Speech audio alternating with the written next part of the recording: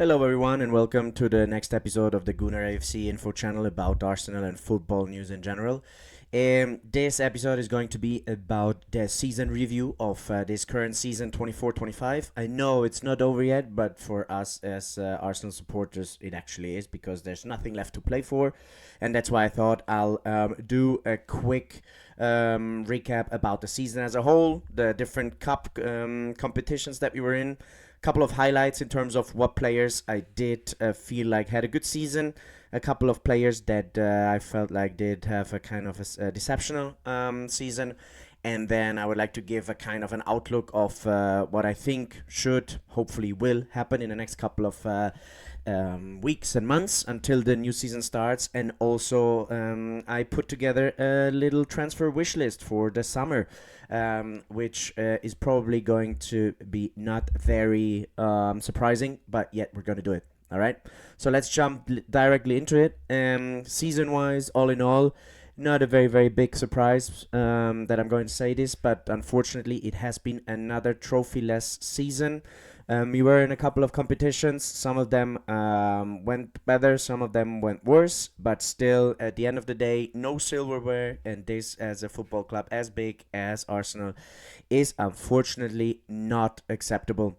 It's a big pity. There were options, but for one or another reason, we kind of dropped off or simply didn't bring the performances onto the pitch, and therefore we're left without any titles. Another thing that hold us back this season, it's an old topic that came up again, was the red cards. I thought we had it under control a couple of seasons back. We did get quite a few red cards, and then we seemed to make steps ahead in terms of the discipline. But unfortunately, this season again, we saw 4 to 5 red cards. There was one against Brighton. There was a very, very painful one against City at the end of the first half, and then we got the equalizer in the 98th minute, basically the last action of the game, which kind of hurt. There was a very stupid one against Bournemouth. We had another one against Wolves and another one against West Ham, and the game against West Ham we lost, and therefore it put us further back in the title race. And this puts us among the teams with the most red cards in this season, which obviously is less than ideal, and we need to work on that. There's another point that I would like to raise, and I have to admit I have never been to the stadium myself this season. But I felt like the atmosphere sometimes could have been even better. It's a little bit, what's it called, strange to me, because about 2 years ago, the atmosphere in the stadium seemed to be incredible. Like we took a big step up. People were singing all the 90 minutes. We had quite a few interesting and funny chants going back and forth, and the atmosphere seemed to be great. I'm not sure whether maybe the micros have been put somewhere else in the stadium. I'm not sure whether there has been any other changes. As I said before, I am guilty of not having gone to the Emirates myself since I am living in a different country. So I'm not sure whether this is the case only from the outside, but it felt like we only punctually got to that great atmosphere that we had in the past, and I would like to this to improve again for next season. I know we have a very funny chants. We have new chants that have come up, like the Gabi from Sao Paulo and so on and so forth. We have the Salibas, we have the what else, whatnot as a chant. So we do have chants, we do have good songs, we do have a stadium where the atmosphere should be even better than it actually is. So I would really hope that for the next season, for the next couple of months, that we pick this up again, because this is only going to help the team, even when it is not working the way that we that we want. Yeah. Let's move on to the cups. We had 3 cups that we were in, obviously, and unfortunately, none of them we brought home, as you have probably noticed. First of all, we had the EFL Cup against Newcastle, where we have simply been outplayed. We need to hand it over to Newcastle. They, in the end, also won the title. They have been on a title drought even much, much longer than we have. They deserve it. They played well. They have a good team. We hand it over to them. Congratulations. Hopefully next time we can be there as well in the final or even lift it. Even though I guess the EFL or Carabao Cup is not our priority, it would have been nice to move on to the final at least. The next one where we got out was the FA Cup against United, unfortunately in penalties, and especially painful because United had been playing with 10 men since I think it was the 60th, 61st minute. We couldn't bring it over the line, and then we lost in penalties. Unfortunately, I think that's one of the very, very few downsides of Raya, that he's not the best penalty killer, even though, as we're gonna probably hear afterwards, in the Champions League, he did actually save a pretty important penalty, even though it didn't make any difference in the end. But this would have been very, very nice. So unfortunately, we went out there in penalties. We could have moved on, but coulda, woulda, shoulda doesn't count in this life. So unfortunately, we were out of the FA Cup. And then, unfortunately, probably the biggest deception was the Champions League out against PSG, for several reasons. First of all, because we had played them in the league stage, which used to be the group stage before, and we won pretty comfortably against them. It was only a one-game game because of the new league format. But we won 2-0 against them. They did not seem to be very, very dangerous, but we knew that we were going to come up against a very, very different PSG game, or the PSG games in the semifinals. And unfortunately, we didn't bring it on the pitch, especially in the home game. We did have chances, but PSG was better than us. They had more chances. They brought the game to us. They were very, very dangerous. They had very, very good a good team. They had a good structure. It was hard to break them down. They were very, very dangerous on the counter, but they didn't even counter. They took the game to us, and they basically dominated the game for most of it, and also scored a goal very, very early, which made probably things for them a little bit easier, and it helped them to play to their strengths with the quick, super, super quick players such as Desire Doué or Barcola or Dembélé, whatever they're called.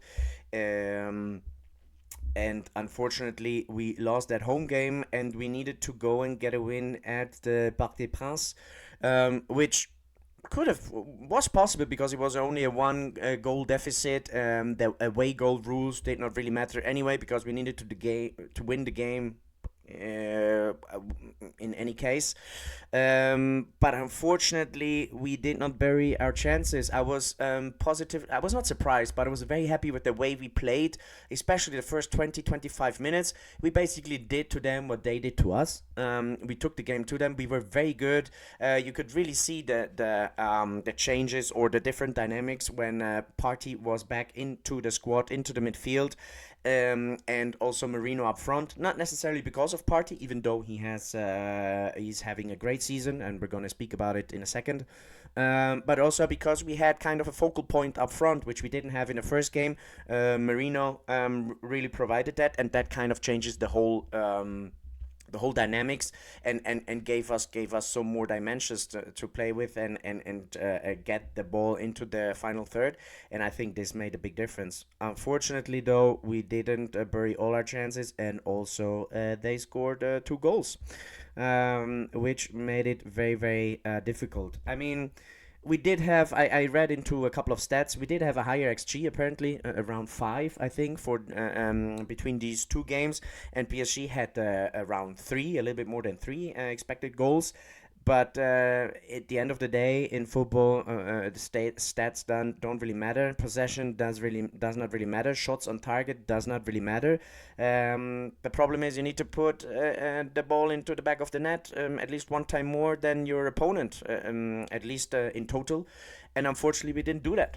So, I mean, this is also due to a great keeper performance. In general, I think the keeper performances in the semifinals have been very, very, I'm not sure exceptional, but have been great. I mean, Donnarumma, and also shout out to Jan Sommer in the Inter goal. Insane, the performances that they did. So this meant that all our shots they were parried away by Donnarumma, and they move on to the final. It's going to be very very interesting. Unfortunately, we're not going to be there, so yeah, I'm gonna watch it from distance. But obviously, it would have been amazing to see us back in the Champions League final after last time against Barcelona, which is a long long time ago. So that's basically it. Let's move on to the highlights of the season in terms of players.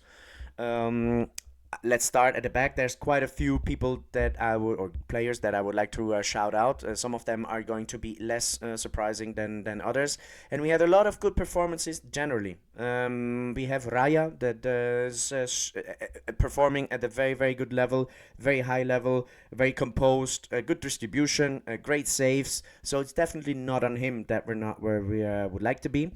Um, so he's having a good season. Second of them is probably the player that has made the biggest um, step up this season, which is Miles Lewis Kelly, our left hand or left winger, left wing back. Basically, might even be a midfield player at some point in the future. Who knows? Because he's a midfield player by trade, but obviously he has slotted in perfectly for us as a left defender, and he has done exceptionally well. I mean, taking into account his age, he's super robust, he's super strong. The mentality seems to be on point. I remember an interview with his mother when he was just breaking through into the first team. I had barely heard of him, but they were speaking very, very well of him in the academy, and he seemed to be a boy just about to break into it. And then I saw him play, and I thought, but this guy is a grown-up man, and he has been playing senior football, professional football for 3, 4, 5 years. So big shout out to him, amazingly done. Thank you for all the contributions. There's still a couple of few flaws within this game, but I mean, come on, this guy is what, 18 years old. Give him some time. Absolutely normal. He's on a super super high level, and I'm looking forward to seeing him the next season. He's definitely gonna play its part, whether it's going to be in the defense or the midfield, which is yet to be seen. But anyway, amazing season from Luis Galli. Next one on the list is Timber. He has been reliable as ever, but additionally, what came into play was this guy had an ACL injury for almost whole of the last season. Comes back, plays as if nothing had happened. Super reliable. I think he has never had a poor game except maybe the first PSG game in the semifinals where he was not perfect. But otherwise, 1-to-1, I heard, I'm not sure whether there's stats about it as well, but that in 1-to-1 defending, he's the best defender in the whole Premier League, which says something because there are no mucks playing against him. So absolutely amazing. Love to have him there. Also shout out to his manager that I had the pleasure to meet a couple of years back by chance. Amazing, good stuff. Next one, Ethan Wanieri. Well, he was the prodigy before it was Miles Lewis Kelly, and even though he did not get all the minutes that I was hoping for him to get, he still made almost the most out of it and scored a couple of goals, had good cameos, and he's going to be used more in the future. One of the main reasons why he has probably not been used as much as he could have been is because of the guy who normally plays in that role, which is Bukayo Sako, which is our star boy. Absolutely amazing. He seems to have taken another step up. He has probably put more distance between him and the likes of Foden and who else. I think he's the best English right winger that we have by a mile. He's not too far off Mohamed Salah, who is probably the best right back probably in the world currently. So he's absolutely amazing. If he keeps on playing the way he plays, it's going to be a pleasure to see him next season. Only pity is that he doesn't have the support through the middle and on the left side that he could have. So this means many times people are just doubling or even tripling up on him, and this makes things more difficult for him than they already are.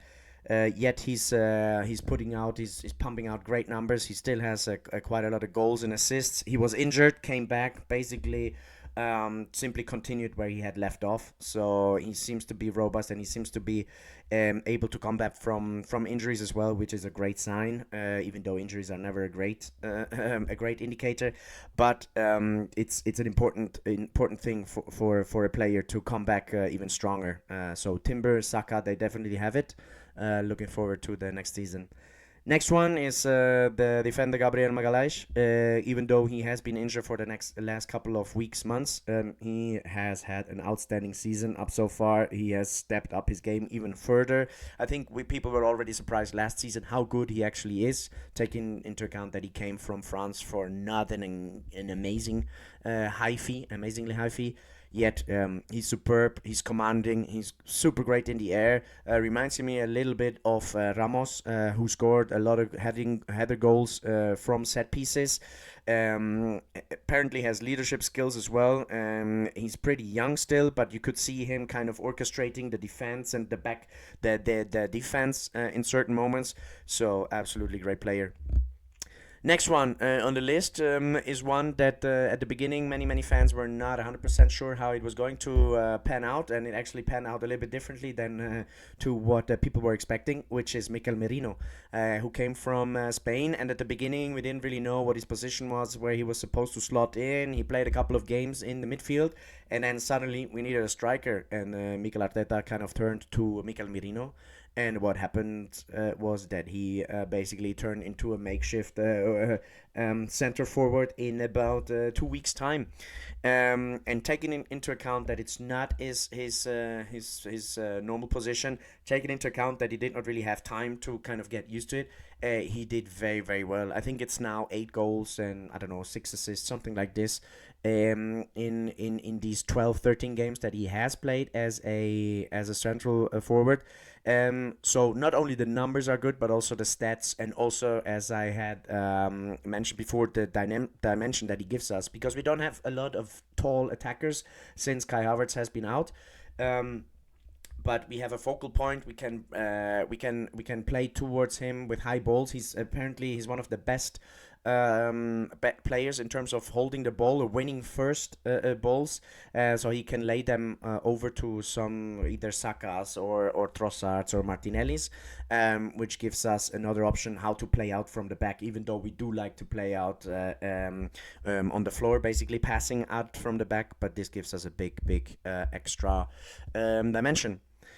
Next one that I was positively surprised about is Partey. Not the way he plays, but the way that he stays fit, because he has had a couple of seasons where he was injured most of the time, or he never got through a season without injury. And this season it seems to be the case, and he has been absolutely superb, and he's commanding the midfield. He has a couple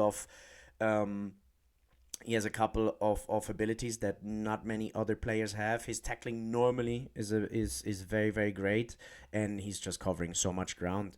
And this also helps the next and last player in the list, which is Declan Rice, because as soon as Partey is there, Declan can move further up front, become kind of a box-to-box player, carry the ball more, be more free, help the attackers, and this creates quite a lot of chances and also, well, goals or at least opportunities, and it could be even much more. So big shout out to Declan Rice as well, amazing player.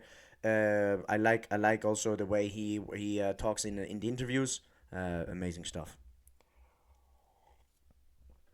All right, we've freshened up. Let's go to the very few deceptions. I mean, the biggest deception is that we didn't win a trophy, right? But there's a few players that could have been even better, and there's basically two that I've singled out, and it's not against the players. It's just that I've seen that their performances are not on the level they could be, and one of them is unfortunately Martin Odegaard, our captain. It's not bad overall. I mean, the work rate is still there, the pressing is still there, the turns and twists are still there, but there's something that is missing, and there's especially one part of his game that I would like to change, which is to freaking shoot when there's an opportunity. A couple of years back, we always tried to carry the ball almost over the line, and we didn't shoot. Odegaard sometimes gets himself into good positions, and then he's not sure, and he passes the ball to wide out. If you're within whatever, I'll calculate it in meters. Yeah, 16, 15, 18, 20 meters. Freaking shoot. We have seen it against PSG. Unfortunately, Donnarumma saved his amazing strike. But if you have these opportunities, freaking have a go at it, and you're gonna score 3, 4, 5 goals more for sure. And if some ball goes wide, fuck it. Apologies, pardon my French, but just freaking shoot, please. And then hopefully his injury that he had he's going to fully recover from it until next season, and we're gonna have and see more or less the old Odegaard from like 1 or 2 seasons ago. That'd be amazing. Next, second player on the list is basically Sterling. Not a surprise. Unfortunately, it hasn't worked out. It seems like he didn't really get into it. I honestly, what I did not like was the video of his presentation where he said the best is yet to come or something, or you have not seen the best of me, something like this. That made me a little bit. I wasn't really happy with that presentation, and unfortunately, we have not seen any of it. He had 3, 4 big chances. Unfortunately, I think he has not scored one single goal for us, if I'm not mistaken. So it's a big pity, and yeah, he will go back, and obviously we're not gonna continue with him. And then a last one, maybe we could speak about Martinelli, even though he has a decent season, but he still has like a couple of things of his game that he could even step up a little bit more. Maybe his left foot, maybe sometimes the decision making, even though I think his finishing has improved a little bit. Like against the Real. Unfortunately, it's not in the big moments. So maybe on the mental side and on the left foot side, we could even improve a little bit further. But I think it would be unfair to put him as a deception. He has been decent, but not a highlight, not amazing. All right, let's move on. Outlook. I wrote down one big word: striker. Forward. Attacker. Please, please, please, please. We have a new technical um, director or sporting director, whoever, however you want to call them. I know that January probably had been difficult because Mikkel needed to juggle many things at the same time. It was more or less clear that Edu Gaspar would leave the club. I guess it's super difficult to make any transfers during this time.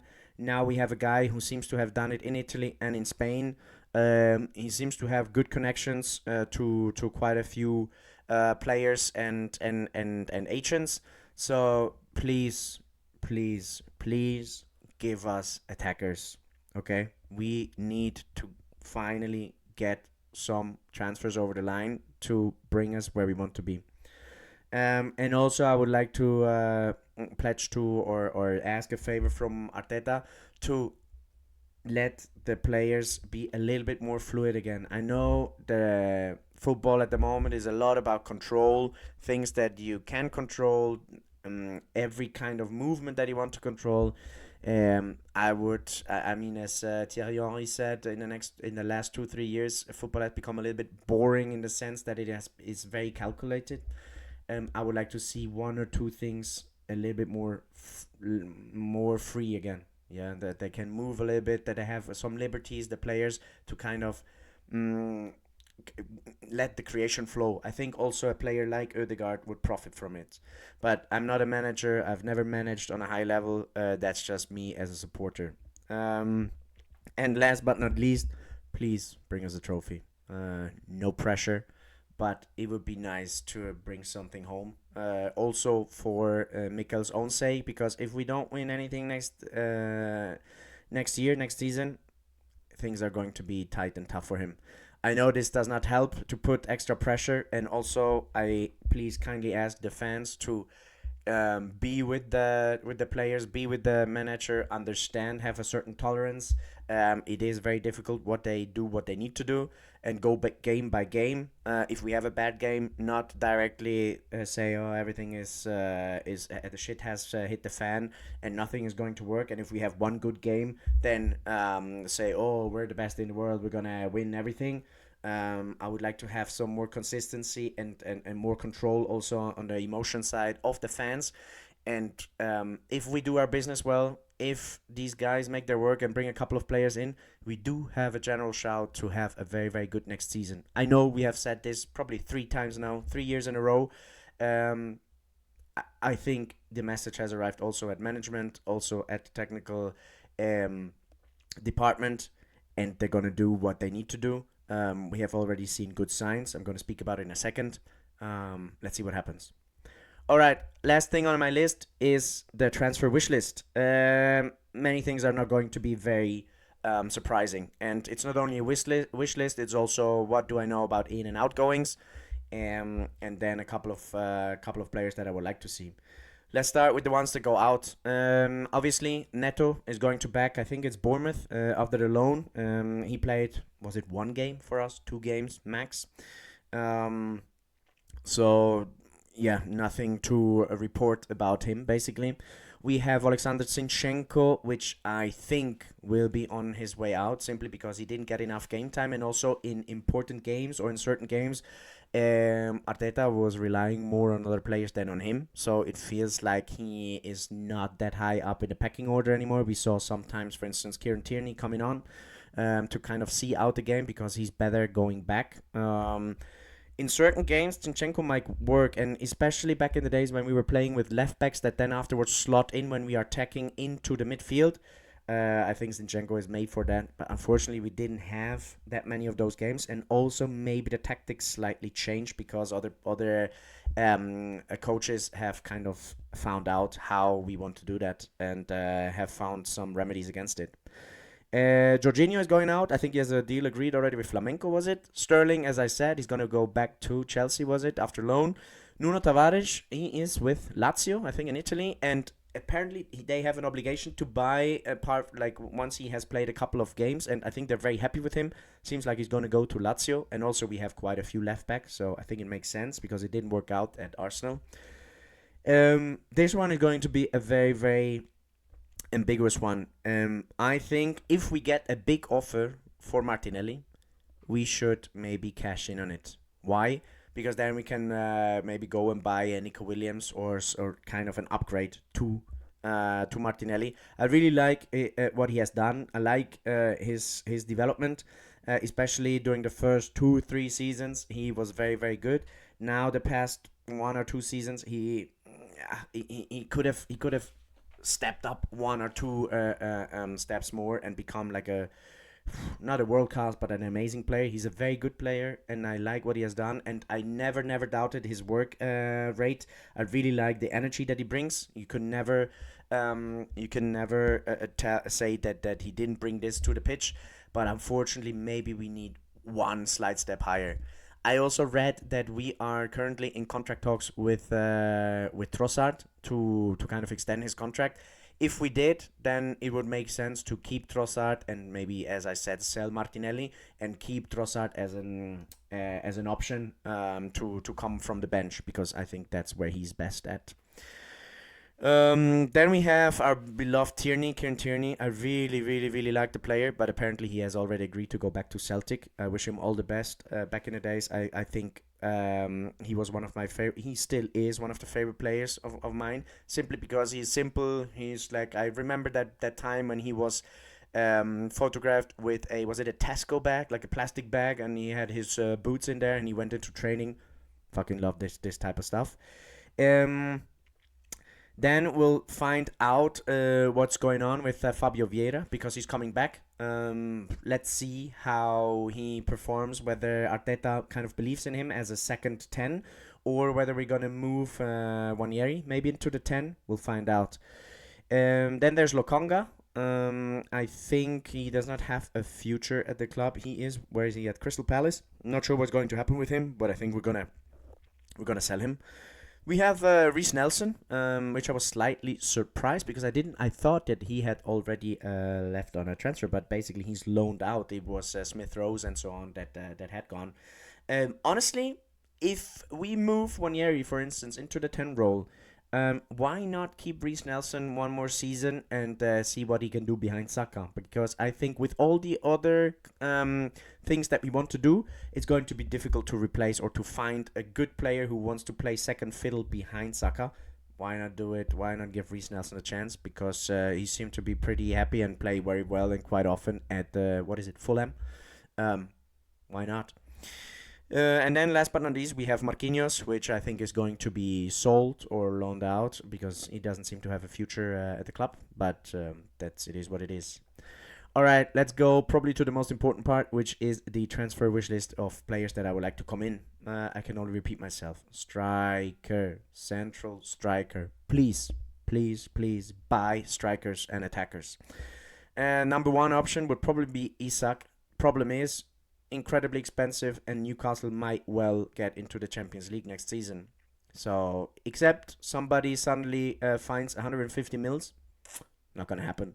So, what are we gonna do? I heard that Gyökeres still has the what's it called, the release clause. Only problem is not many Portuguese players that play in the Portuguese league really made a great impact within England, except for one slight exception that also came from Sporting, a certain Cristiano Ronaldo.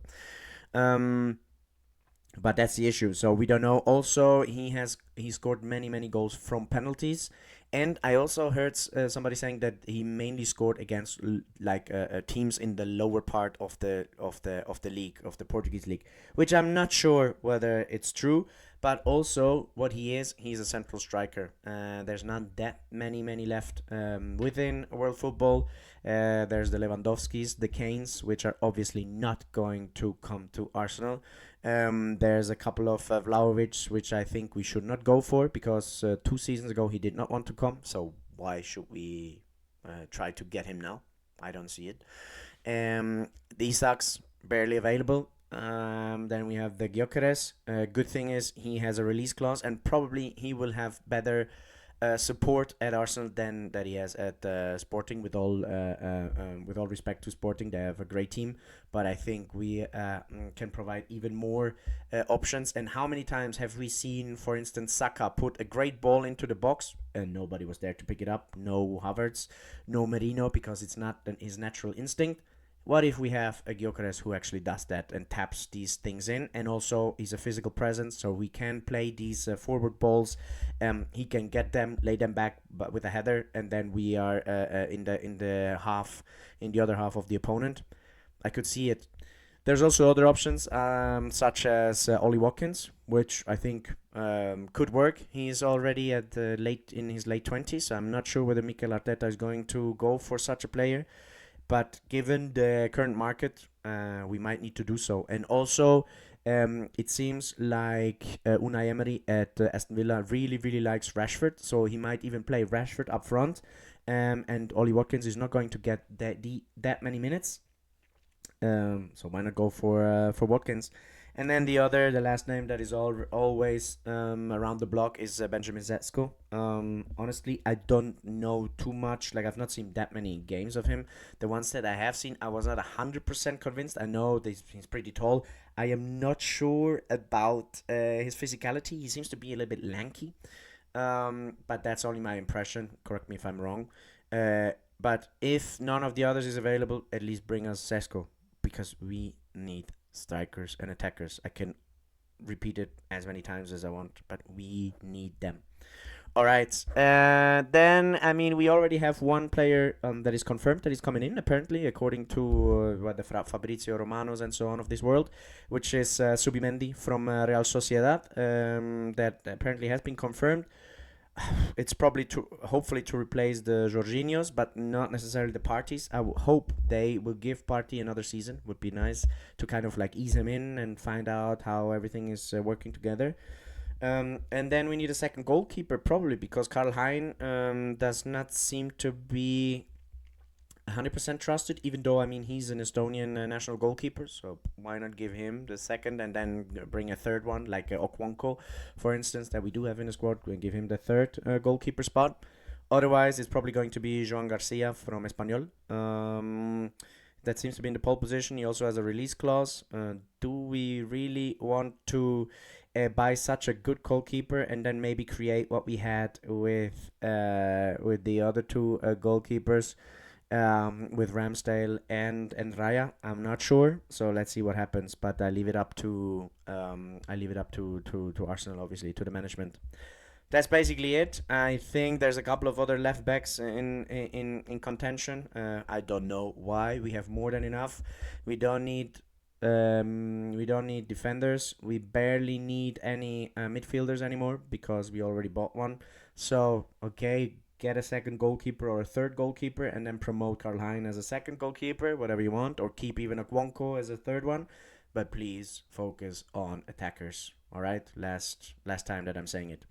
All right, that was it. I hope you enjoyed it. I wish you a great rest of the season. I know it's not over yet for other teams. I know there's a game going on at the time of recording of Arsenal against Liverpool, which is not of a lot of interest because the season is done. Congratulations to Liverpool for their amazing season with Arne Slots and only players bought with release clauses without really a technical director. So it is possible now that we do have one. Please also get some other players in.